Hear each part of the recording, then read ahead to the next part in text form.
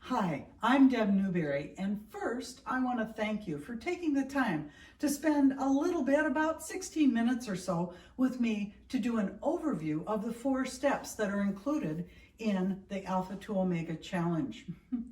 And you know, it's been a rough kind of 4 months for a lot of us, working in our home, working from our home.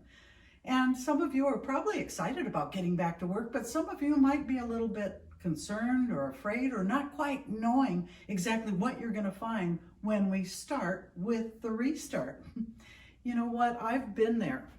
Years ago, after about 14 years of scientific research, I found myself as a brand new program manager, and I was sitting in corporate headquarters with a bunch of vice presidents on one side and a very angry customer on the other side. That customer was afraid that we were going to mess up his launch date because our equipment was going to be delayed. They were very unhappy and very angry. And I was sitting there, I was afraid, I was uncertain about what to do. I didn't know what the next step should be. I wasn't sure what way to think.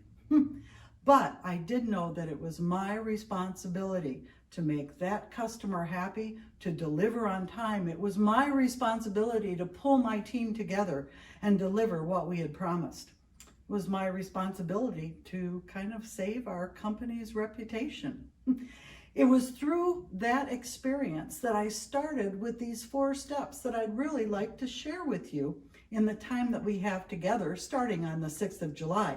But before we do that, let me just kind of outline in a very top level way those steps. And I'm going to start with a picture that I know you are unbelievably familiar with. This is your org chart.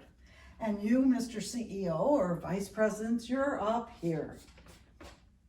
And you have different groups, the engineering folks, your R&D, your manufacturing. You have different departments that are responsible for you, and you're responsible for and are responsible to you.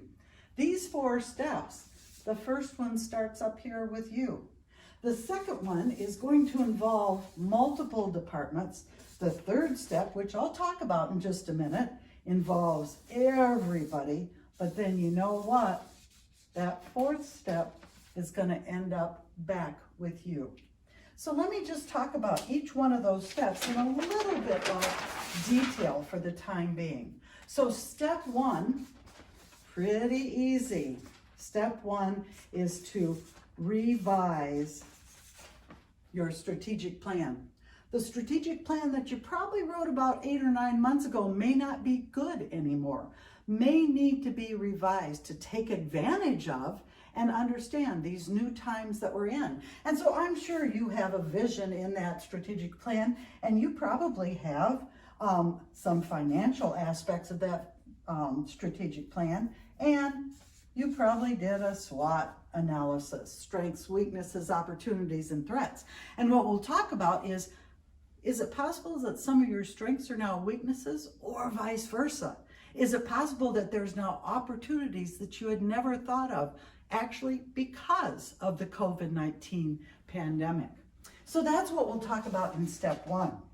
Step 2 can be multifaceted. I'm going to talk about step 2 over here.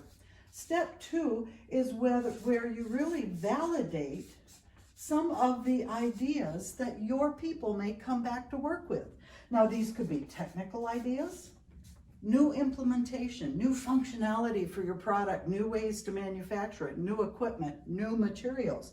Or it could be non-technical aspects, ways to do a process better, how to be more efficient, how to help your assemblers do their job better. And so in step 2, what we do is look at an idea at a very high level to see if that idea is ready for prime time or not. Then we get to move to step 3. This is probably the largest step, and this is where you create an idea realization team, an IRT. And this is a multidisciplinary team that is going to help you look at that idea, both from a financial standpoint, from a customer standpoint, from a manufacturing standpoint, from an engineering standpoint. And the result of step 3 is kind of exciting.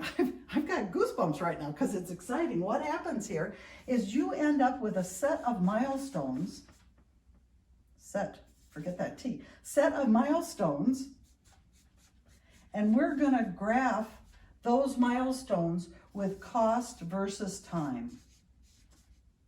And those milestones can be technical milestones. They may be non-technical milestones, like can we get enough of the part on time? Can we get enough of the material? Those are things that have to happen in order for this idea that you came up with in step 2 to actually be realized. So step 3 is kind of the realization aspect of this whole process. And it can take a while, but I can lead you through that process to create those milestones. And then finally, step 4, as I said, is going to end up back with you. And so step 4 is where you implement and execute. So you walk through those milestones. You know, you're an experienced person. You know there's lots of ways to increase revenue. There's lots of ways to improve productivity. There's lots of ways to expand into new markets. The problem is, do they all make sense? And do they make sense now? Maybe they'll make sense 3 years from now, but do they make sense right now? How can you take advantage? And so in step 4, which comes back to you folks, the upper management, you're the ones that are going to help your multidisciplinary team execute these ideas. And I've learned from my own experience that these 4 steps, when implemented correctly, can lead to increased revenue, new markets, improved communication among all departments of your company. It can really make a difference. I'd love to get you started in this new restart. Join me for the Alpha to Omega Challenge. Thank you.